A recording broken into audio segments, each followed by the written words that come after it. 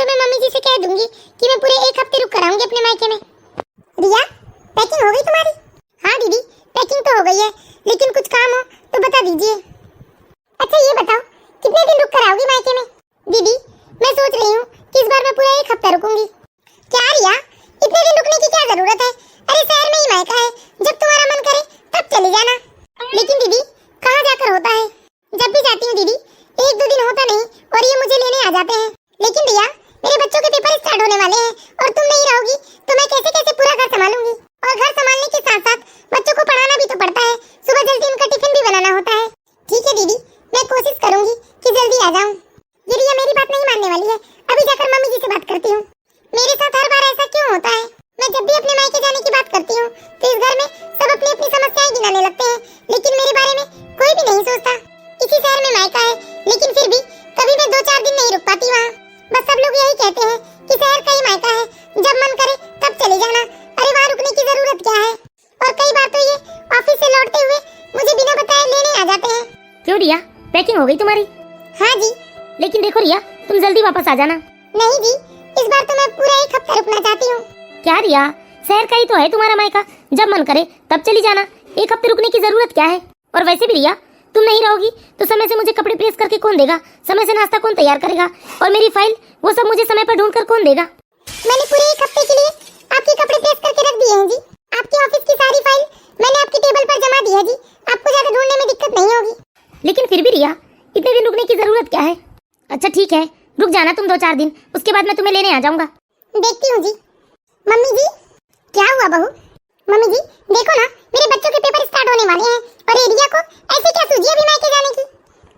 बहू, मैंने ही रिया को हाँ कहा है, तुम रक्षाबंधन में पूरे 1 महीने के लिए अपने मायके गई थी ना, लेकिन वो बेचारी रक्षाबंधन में नहीं गई थी, इसलिए मैंने कहा कि चली जाओ मायके। लेकिन मम्मी जी, शहर का ही तो मायका है, पूरे 1 हफ्ते रुकने की क्या जरूरत है? उसे बोल दीजिए आप 2-4 दिन में वापस आ जाए वो। वरना आप ही सोचिए ना मम्मी जी, मैं अकेले कैसे कैसे इतना बड़ा घर संभालूंगी, और ऊपर से बच्चों के पेपर भी स्टार्ट हो रहे हैं, उन्हें तैयार करो, उनका लंच बनाओ, उन्हें पढ़ाओ। नहीं मम्मी जी, मैं तो इतनी सारी जिम्मेदारियां अकेले नहीं उठा पाऊंगी। आप रिया से साफ साफ कह दीजिए मम्मी जी, वो 2-3 दिनों में वापस आ जाए, वरना देखिए मैं तो घर के कामकाज नहीं कर पाऊंगी। अरे इतना परेशान होने की क्या जरूरत है बहू, मैं भी तो हूँ ना तुम्हारा हाथ बटाने के लिए, और घर में काम वाली भी तो है। नहीं मम्मी जी, मुझे अच्छे से मालूम है आप मेरी अच्छे से मदद नहीं कर पाते हो घर के कामकाज में, और काम वाली भी झाड़ू बर्तन पोछा ही तो करेगी, लेकिन रसोई तो मुझे ही संभालनी है ना। और यदि आप नहीं कह सकते रिया से तो बता दीजिए, मैं देवर जी से बात कर लूंगी। अरे नहीं बहू, आकाश से बात करने की कोई जरूरत नहीं है, मैं रिया को समझा लूंगी। ठीक है मम्मी जी। अब मैं अपनी दोनों बहुओं के बीच में इतना भेदभाव कैसे कर सकती हूँ? बड़ी बहू का मायका बहुत दूर है, इसलिए साल में 1 बार जब भी जाती है वो कम से कम 1 महीने रह के आती है, और वहीं बेचारी रिया का मायके शहर में ही है, जब भी जाती है तो उसे 1 दिन में ही आना पड़ता है, कई बार तो दिन भर में भी आ जाती है वो। पहली बार तो बेचारी ने 1 हफ्ते रहने की बात कही है, उसमें भी बड़ी बहू। मम्मी जी। हाँ रिया, बोलो बेटा। देखिए ना मम्मी जी, पहली बार तो मैं 1 हफ्ते रुकने के नाम से जा रही हूँ अपने मायके, उसमें भी दीदी कह रही है कि मैं जल्दी आ जाऊँ। आप ही बताइए ना मम्मी, क्या मेरा मन नहीं करता कि मैं 4-6 दिन अपने मायके वालों के साथ रहूँ? बहू रिया, तुम्हें ज्यादा तनाव लेने की जरूरत नहीं है, अभी तो तुम खुशी खुशी जाओ, मैं देख लूंगी, जितने दिन बन सके तुम रह लेना, और जब तुम्हारा मन करे तब तुम आ जाना। जी मम्मी जी। मुझे मालूम है रिया का स्वभाव, वो कभी किसी को अपनी वजह से दुखी या परेशान नहीं कर सकती। अगर मैं उसे अभी मना कर दूंगी तो बेचारी का मन टूट जाएगा। वैसे भी मुझे मालूम है उसकी जेठानी तो उसे मायके में चैन से रहने देने वाली नहीं है, वो बार-बार फोन करेगी, खुद से फोन करेगी, अपने देवर आकाश से करवाएगी, और बेचारी रिया मजबूर होकर 1 हफ्ते के पहले ही आ जाएगी, क्योंकि रिया का स्वभाव ही ऐसा है, वो किसी को तकलीफ नहीं दे सकती। और बड़ी बहू फोन नहीं भी करेगी तो आकाश कहाँ उसे इतने दिन उसके मायके में रहने देगा? अरे जाने दो, हफ्ते भर की तो बात है, और वैसे मैं क्यों इतना टेंशन ले रही हूँ? ये दोनों देवरानी जेठानी की बात है, इन्हें ही घर संभालना है। इस तरह से रिया खुशी खुशी अपने ससुराल से अपने मायके चली जाती है। बेटा रिया, दामाद जी ने खुशी खुशी तो कहा है ना कि तुम पूरे 1 हफ्ते रुक जाना मायके में। नहीं मम्मी, ये तो मुझे यही कह रहे थे कि शहर का ही तो मायका है, 1 हफ्ते रुकने की क्या जरूरत है? और जेठानी जी का भी यही कहना था मम्मी कि उनके बच्चों के पेपर स्टार्ट होने वाले हैं, इसलिए मैं 1 हफ्ता मायके में ना रहूं। तो फिर बेटा, कहीं तो जिद करके तो नहीं आई है? नहीं मम्मी, जब मेरी मम्मी जी ने कहा कि मैं रुक सकती हूँ 1 हफ्ते, तभी मैं खुशी खुशी आई हूँ। हाँ बेटा, देखो भले 2 दिन कम रुको, लेकिन ससुराल वालों को नाराज करके कभी मत आना बेटा। हाँ मम्मी, रिया का मायके में 1 से 2 दिन तो बहुत अच्छे से बीता, उसे किसी ने भी फोन करके परेशान नहीं किया, लेकिन आज रिया का मायके में 3रा दिन था, और तब उसकी जेठानी का फोन आना शुरू हो गया था। रिया, क्या कर रही हो?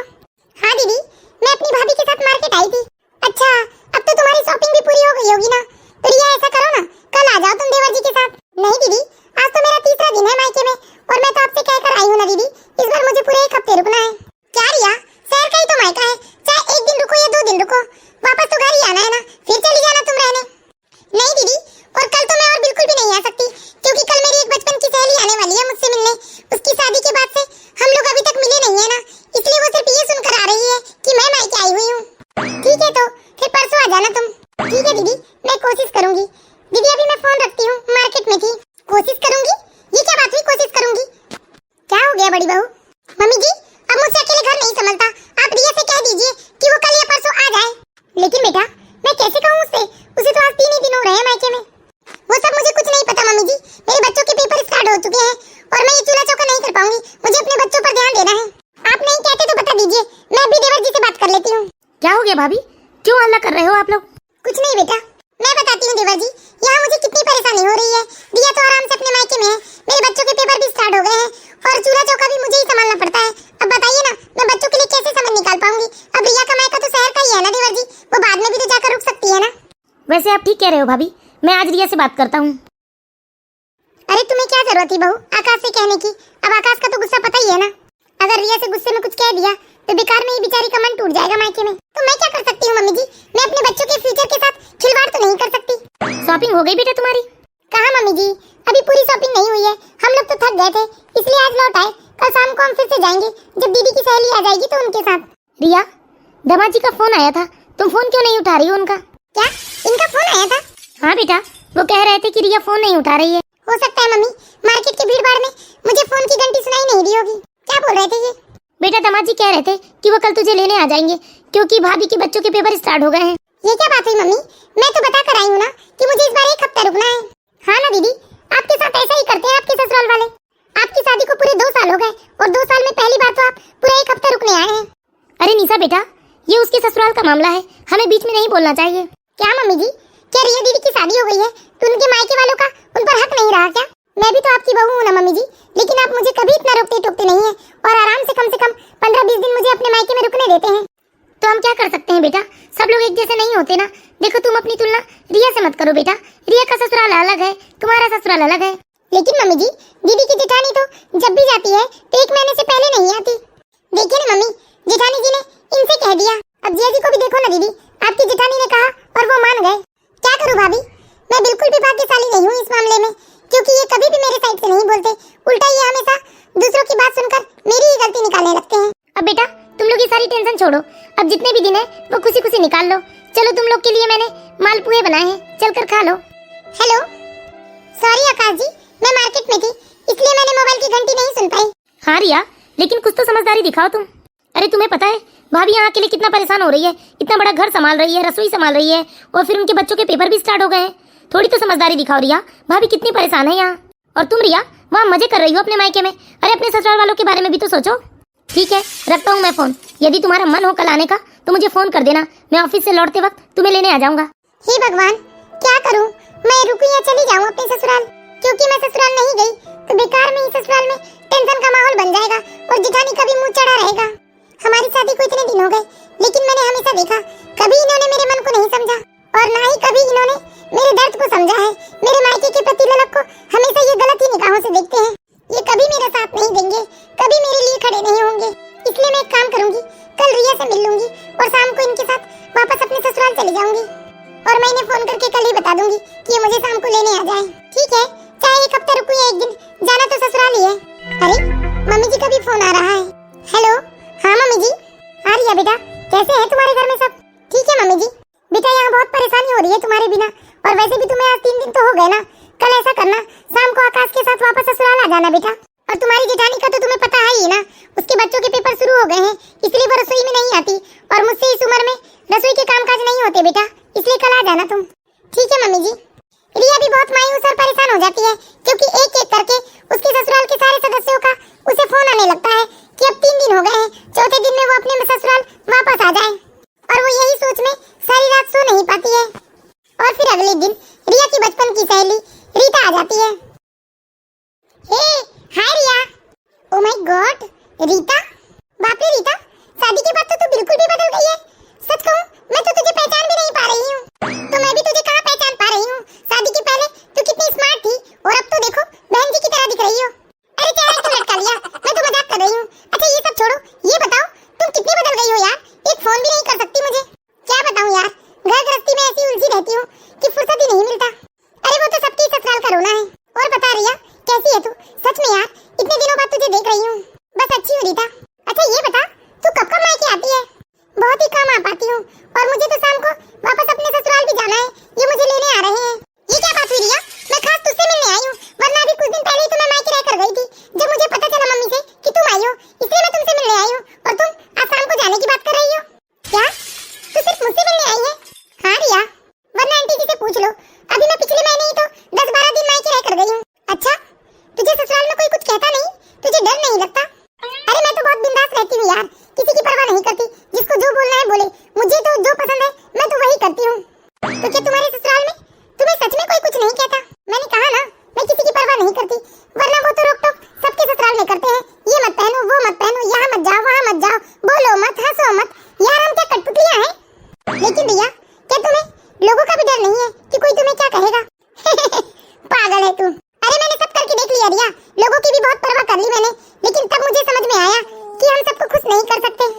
और रिया, रही बात पति की, यदि वो तुम्हारी खुशियों को समझते हैं, तुम्हारी खुशियों की परवाह करते हैं, तब तो ठीक है, वरना उनसे भी ना ज्यादा उम्मीद मत रखो। पति हमेशा चाहते हैं कि पत्नी को दबा कर रखें, और ससुराल वाले भी बस फुल टाइम की नौकरानी ही समझते हैं। मैंने भी बहुत कुछ सहा है रिया अपने ससुराल में, लेकिन जब बहुत ज्यादा ही हो गया ना, तब मैंने सोचा कि अब मुझे विद्रोह कर देना चाहिए, क्योंकि मेरी माँ हमेशा कहती थी, गर्दन कभी भी उतनी ही दबाओ जितने में दम ना घुट सके। अगर सांस ही रुक गई रिया, तो जीवन खत्म हो जाएगा। इसलिए मैं कहती हूँ, सबसे पहले अपने आप को महत्व दो। अरे शादी के 3 साल तक तो जैसे मैं अपने आप को भूल ही गई थी। हमेशा बस यही कोशिश करती थी कि मेरे ससुराल वाले खुश रहें, और वो लोग भी बहुत खुश रहते थे, लेकिन उन लोगों में से कोई एक व्यक्ति भी कभी मेरी खुशियों के बारे में नहीं सोचा। जब भी मैं अपनी खुशियों या कहीं आने जाने के बारे में बात करती, तो सबका मुंह बनने लगता था, किसी सबके अलग-अलग काम सामने आने लगते थे। हाँ रिया, इन्हीं सब बंधनों ने तो मुझे जकड़ कर रखा है, जो एक ही शहर में मायके होते हुए भी 4 दिन रुकने के लिए मुझे अपने पति और सास जेठानी के सामने गिड़गिड़ाना पड़ता है। मैंने कभी अपनी खुशियों को ससुराल में महत्व नहीं दिया। चल ठीक है रिया, मैं मम्मी से भी मिल लेती हूँ। और सुन, शाम को जाएगी या जीजी को मना कर देगी? बताती हूँ यार, अभी तो कुछ समझ में नहीं आ रहा है। और सुन, नहीं गई तो मुझे फोन करके बता देना, आज हम शाम को मूवी देखने चलेंगे। ठीक है रीता। रीता और मेरी सोच हमेशा एक जैसी थी, लेकिन 3 सालों में रीता इतनी बदल गई, और कितनी बिंदास हो गई है ये। सच में मैं तो खुद को भूल ही गई हूँ, और एकदम बहन जी की तरह रहने लगी हूँ। काश मैंने इन्हें फोन करके मना कर दिया होता। बेचारी रिया, उसकी सहेली रीता तो उससे मिलकर चली जाती है, लेकिन उसे देखकर और उसकी बात सुनकर रिया बहुत ही चिंतित हो जाती है कि वो दोनों के जीवन में कितना अंतर आ चुका है। और रिया को अपने ससुराल वालों का व्यवहार याद आने लगता है कि कभी कोई उसकी खुशियों की परवाह नहीं करता।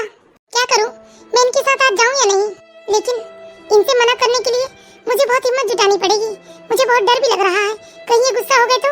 लेकिन मैं आज नहीं बोली तो शायद मैं कभी नहीं बोल पाऊंगी। बेटा रिया, दामाद जी आ गए हैं तुझे लेने। चल जल्दी से पैकिंग कर ले, मैं चाय नाश्ता बना दे रही हूँ। मैंने तो अभी तक पैकिंग भी नहीं किया है। मैं तो आज इन्हें मना कर ही देती हूँ। मुझे भी विद्रोह करना होगा अपने हक और अपनी खुशियों के लिए। रिया जल्दी करो। अरे ये क्या रिया, तुम्हें तो मालूम था ना कि मैं तुम्हें लेने आ रहा हूँ, और तुम अभी तक तैयार नहीं हुई हो। क्यों, चलना नहीं है क्या तुम्हें घर? नहीं आकाश जी, नहीं आ रही हूँ मैं। मेरी तबीयत थोड़ी ठीक नहीं लग रही है। हाँ तो वहाँ भी तुम्हारी तबीयत ठीक हो जाएगी। क्या वहाँ तुम जेल में रहोगी जो तुम्हारी तबीयत ठीक नहीं होगी?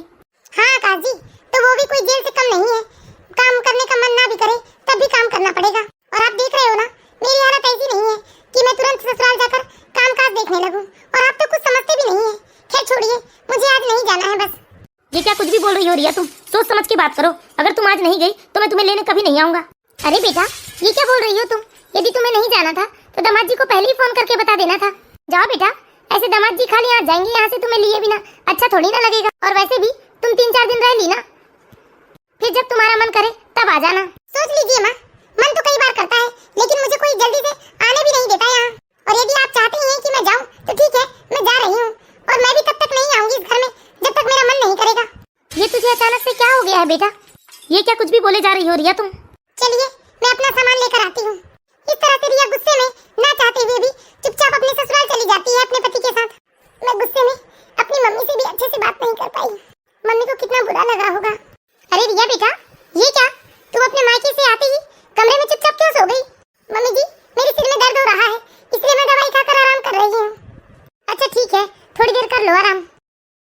देखो ना, सबको ये लग रहा है कि मैं मायके से आई हूँ तो सीधे आराम कैसे करने लगी, काम क्यों नहीं कर रही हूँ। लेकिन यहाँ किसी ने मुझे ना एक कप चाय के लिए पूछा और ना ही पानी के लिए। अरे रिया, तुम सो क्यों रही हो? मैंने सब्जियां काट कर रख दी है और आटा भी गूंथ दिया है, तुम सब्जी और रोटी बना लेना, मैं जा रही हूँ बच्चों को पढ़ाने। नहीं दीदी, आज नहीं कर पाऊंगी, मेरे सिर में बहुत दर्द हो रहा है। अच्छा, तो खाना मैं बना लूंगी, तुम जाओ बच्चों को पढ़ा दो।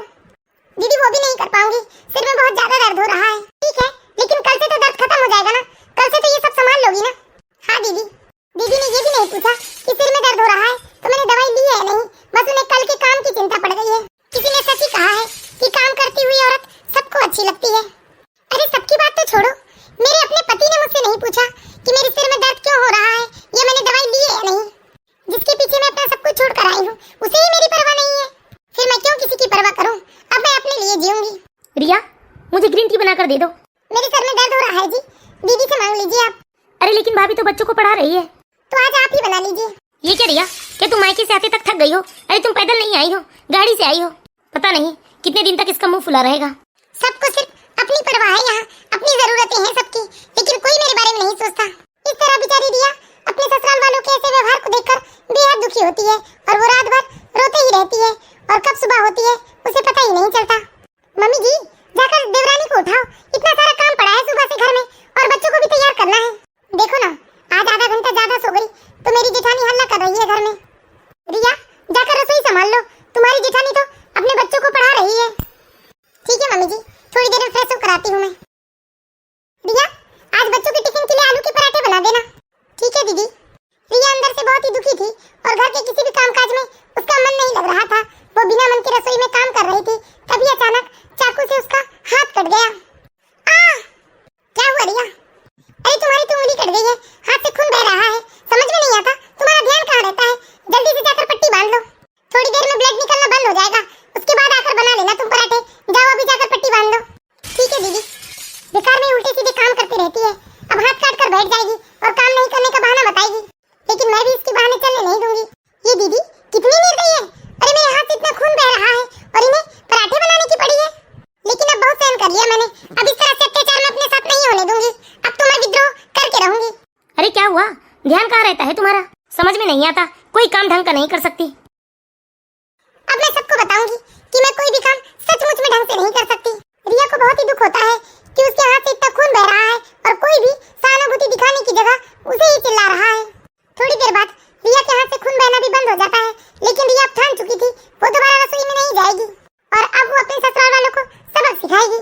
क्या मिला मुझे शादी करने के बाद परिणाम? कुछ नहीं, ना मैं पति के दिल की रानी हूँ, ना ही एक सम्मानित बहू हूँ, और तो और अब तो माँ ने भी मुझे कह दिया कि शादी के बाद मेरा ससुराल ही मेरा घर है। अब तो मायका भी कुछ नहीं रहा मेरे लिए, लेकिन अब मैं ये सारी चीजें बदल कर दिखाऊंगी और मेरे ससुराल वाले भी मुझे किसी भी काम में योग्य नहीं समझते। इसलिए अब तो मैं किसी के हाथों की कठपुतली नहीं बनूंगी, अपना जीवन अपने तरीके से संवारूंगी। इस तरह रिया ने प्रतिज्ञा ले ही लिया था कि अब वो किसी के लिए नहीं जिएगी बल्कि अपने लिए जिएगी। रिया, क्या अभी तक तुम्हारे हाथ का खून बहना बंद नहीं हुआ? अरे बच्चों के स्कूल का टाइम हो रहा है, जल्दी से लंच तैयार कर दो। नहीं दीदी, खून बहना तो बंद हो गया है, लेकिन मेरे हाथ में बहुत दर्द हो रहा है, इसलिए मैं तो नहीं बना पाऊंगी लंच के लिए पराठे, आप ही सेक लीजिए। क्या ये तुम मुझे पलट कर जवाब दे रही हो? हाँ दीदी, दर्द हो रहा है मेरे हाथ में, नहीं बना पाऊंगी मैं। क्या हो गया बहू? देखिए ना मम्मी जी, जरा सा हाथ कटा नहीं और ये तो बहाना लेकर बैठ गई, कहती है कि ये लंच के लिए पराठे नहीं सेकेगी। अच्छा ठीक है, वो कल से सेक देगी पराठे, चल मैं अभी तेरी मदद करवा देती हूँ। अब मैं बताऊंगी इन्हें नखरे करना क्या होता है। सुबह से शाम होने लगी लेकिन रिया रसोई में नहीं जाती और जैसे ही खाने का समय होने लगा तब उसकी जेठानी उससे कहने आती है कि चलो खाना बना लो। रिया, अरे शाम के खाने का टाइम हो गया, चलो अब तो दर्द खत्म हो गया होगा ना उंगली का। नहीं दीदी, दर्द तो अभी भी हो रहा है, नहीं बना पाऊंगी मैं आज का भी खाना। क्या हुआ भाभी? देखिए ना देवर जी, जरा सा हाथ क्या कट गया, ये तो अभी तक उसी का बहाना लेकर बैठी है। क्यों रिया, क्यों बहाना कर रही हो? अरे आपको कैसे पता जी मैं बहाना कर रही हूँ? आपने तो कल मुझसे एक भी बार नहीं पूछा कि हाथ में कितनी चोट आई है या खून बहना बंद हुआ या नहीं। और दर्द मुझे हो रहा है ना, तो मुझे ही समझ में आएगा, आप लोगों को तो नहीं आएगा। मेरे हाथ में दर्द हो रहा है इसलिए मैं खाना नहीं बना सकती, आप लोगों को साफ साफ समझ में क्यों नहीं आ रहा है? चलो बड़ी बहू, अभी छोटी बहू का दिमाग ठीक नहीं है, हम इसे सुबह बात कर लेंगे। चलिए मम्मी, लेकिन मैं नहीं बनाने वाली शाम का खाना, मुझे अपने बच्चों को पढ़ाना है। यदि और कुछ कहना है तो कह लीजिए, वरना मैं सोने जा रही हूँ। नहीं, कोई बात नहीं करनी मुझे। आज तो रिया ने विद्रोह कर ही दिया, आज उसने सबके सवालों का जवाब दे दिया और रिया सो जाती है, लेकिन सुबह उठते ही तैयार होकर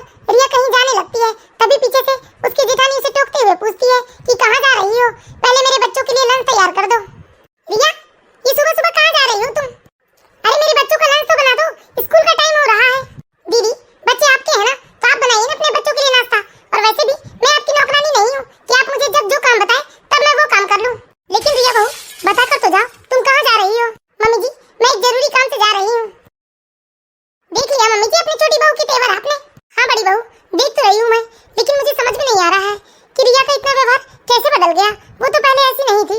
क्या नहीं बदली मम्मी जी, अभी मायके गई थी ना, वहीं से सीख पढ़कर आई होगी सब। अरे नहीं बहू, हमारी समधन बिल्कुल भी ऐसी नहीं है। तो फिर देवर जी ने सर पर चढ़ाया होगा इसे। अरे वो नालायक तो रिया से सीधे मुंह बात भी नहीं करता। ठीक है मम्मी जी, आज देवर जी को आ जाने दीजिए, बताती हूँ मैं इन रिया की हरकतों के बारे में, और ये भी बताऊंगी कि ऐसे बिना बताए वो गई है घर से। अरे मेरी बात तो सुन बेटा, ये बड़ी बहू भी ना बस कलेश ही करती है। मुझे तो लगता है ये बेचारी रिया कहीं ना कहीं से दुखी है, क्योंकि आकाश भी उससे सीधे मुंह बात नहीं करता, और उसकी जेठानी भी पूरे समय उसके साथ कलेश ही करती रहती है। इस तरह सुबह से शाम हो जाती है, और शाम को जब आकाश ऑफिस से वापस आता है तो उसकी भाभी रिया की सारी बातें उसे बता देती है, और फिर जब शाम को रिया घर वापस आती है। क्यों रिया, कहाँ गई थी तुम? और तुमने भाभी के साथ कितनी बदतमीजी की है? हाँ जी, क्या खूब कहा आपने। अरे जब तक सह लिया तब तक संस्कारी थी, लेकिन आज भूल दिया तो बदतमीज हो गई मैं। बहुत जी लिया आप लोगों के लिए, लेकिन अब मैं अपने लिए जीना चाहती हूँ। क्या मतलब अपने लिए जीना चाहती हो? क्या इस घर ने तुम्हें कोई खुशी नहीं दी है? घर की तो छोड़िए आकाश जी, जिसके लिए मैं अपना माय का सब कुछ छोड़ कर आई हूँ, उसने भी कभी मुझे एक पल की खुशी नहीं दिया है। और रही बात ससुराल वालों की, तो हर कोई बस अपने मतलब के लिए मुझे पूछता है। देखो रिया, ये बदतमीजी छोड़ दो और तमीज से ससुराल में रहना सीख जाओ, वरना क्या आकाश जी, आप मुझे इस घर से निकाल देंगे? निकाल दीजिए, मुझे रहना भी नहीं है ऐसे घर में, जहाँ सिर्फ मुझे एक काम वाली से ज्यादा कुछ नहीं समझा जाता, जहाँ मेरी कभी भावनाओं की कदर नहीं होती। क्या क्या हम तुम्हारा ख्याल नहीं रखते? हाँ देखा है ना, सारी रात रोते रही, भूखी रही, लेकिन एक बार भी आपने मुझसे पूछा नहीं कि मैंने खाना खाया है या नहीं, या मैं रो क्यों रही हूँ। अरे और तो और, आपके सामने मेरे हाथों से खून बह रहा था, लेकिन एक बार भी आपने नहीं पूछा कि ये चोट मुझे कैसे लग गई। इस घर में सब एक दूसरे से सिर्फ अपने स्वार्थ से रिश्ता निभा रहे हैं। याद करिए आकाश जी, आपने मुझसे आखिरी बार कब प्यार से बात किया था? और आप जानना चाहते हैं ना मैं कहाँ गई थी दिन भर से? तो सुनिए, मैं एक कोचिंग क्लास में एडमिशन के लिए गई थी, क्योंकि अब मैं पढ़ना चाहती हूँ और अपने पैरों पर खड़ा होना चाहती हूँ, क्योंकि अब इस रिश्ते में मेरा दम घुटने लगा है। मैं स्वार्थ के पीछे अपना रिश्ता नहीं निभा सकती आकाश जी। हाँ बेटा, बहू बिल्कुल ठीक कह रही है, तू कभी भी इससे प्यार से बात नहीं करता। एक बार सोच जरा, तेरे भैया और पापा भी इसी तरह से हम लोगों के साथ व्यवहार रखेंगे तो हम कैसे रह पाएंगे उनके साथ? हाँ बेटा, गलती तो है तुम्हारी, क्योंकि एक औरत जमाने के सारे दुख हंसते हंसते सह सकती है, यदि उसका पति उसका ख्याल रखे, उससे प्यार करे। हाँ रिया, इसमें मेरी भी गलती है, मैंने भी हमेशा तुम्हारी खुशियों का गला घोटा है। मैं भी सिर्फ तुमसे रिश्ता अपने स्वार्थ के पीछे निभा रही थी। यदि मेरी पढ़ाई और नौकरी करने से आपको कोई दिक्कत होगी तो बता दीजिए, मैं खुशी खुशी इस घर को छोड़कर चली जाऊंगी। हाँ रिया, मैंने भी हमेशा तुम्हारे साथ बहुत कठोरी व्यवहार किया है, मुझे माफ कर दो, और तुम्हें कहीं जाने की कोई जरूरत नहीं है। तुम यहीं रहकर पढ़ाई कर सकती हो और अपने सारे सपने पूरे कर सकती हो। हाँ रिया, तुम पढ़ाई करो, मैं भी एक बड़ी बहन बनकर हमेशा तुम्हारी मदद करूंगी। मैं अपने स्वार्थ के चलते इतनी अंधी हो चुकी थी कि कभी भी मैंने रिया की खुशियों के बारे में नहीं सोचा, और ना ही कभी उसके दुखों को देखा।